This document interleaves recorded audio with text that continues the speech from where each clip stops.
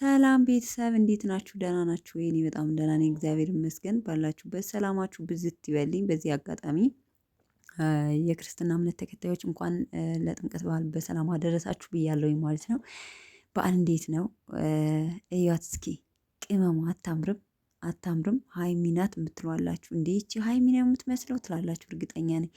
አዎ ራሷ ናት ቅመሟ። እንዴት አባቷ እንደምታምር አታምርም? ለማንኛውም ቅመሟ እንግዲህ ጥምቀትን እያሳለፈ ፏ ብትን ብላ እንግዲህ ስቶሪዋ ላይ አድርጋለች። በነገራችን ላይ ቲክታክ ስቶሪዋ ላይ ማለት ነው ያው እያሳለፈችው ነው በዓልን እና ያው እንግዲህ ትናንትና ማለት ነው ትናንትና በሰሩት ቪዲዮ ብዙዎቻችሁ እንዴት ነው ነገሩ እያላችሁ ነው። እና ያው እሙሽም እንዲለያዩም አልፈለገችም፣ ጋሽም አይፈልግም፣ እዚህ ጨረቃ ፋሚሊም አይፈልግም።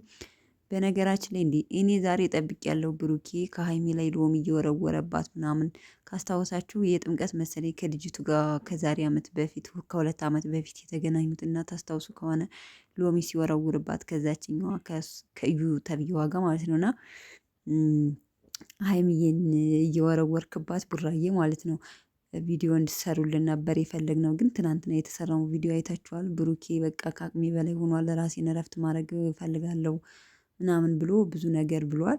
ሰው ሀይሚዬም ልቧ እየሻከረ ስለሆነ ብዙም ደስተኛ አይደለሁም ነው እያለች ያለችው። ለማንኛውም ጊዜ ይፈተዋል፣ ጊዜ ይፈተዋል፣ ጊዜ ይፈተዋል፣ ችግር የለውም።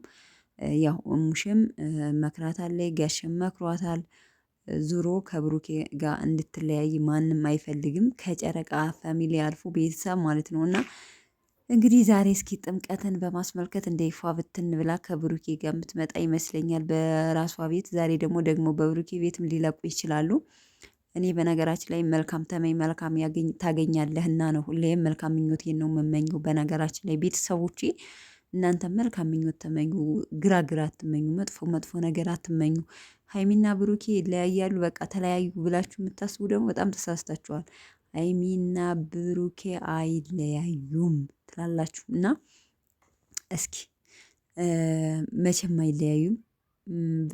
በቅርቡ ማለት ነው በቅርቡ አብረው እንደሚመጡ ፏ ብትን ብለው ከቤታቸው ላይ ወደ አዲስ አበባ ተመልሰው ከዛ ከሚያምር ቤት ላይ ከነጩ ሶፋ ላይ ጉብ ብለው በፍቅር እንደሚመጡ ምንም ጥርጥር የለውም።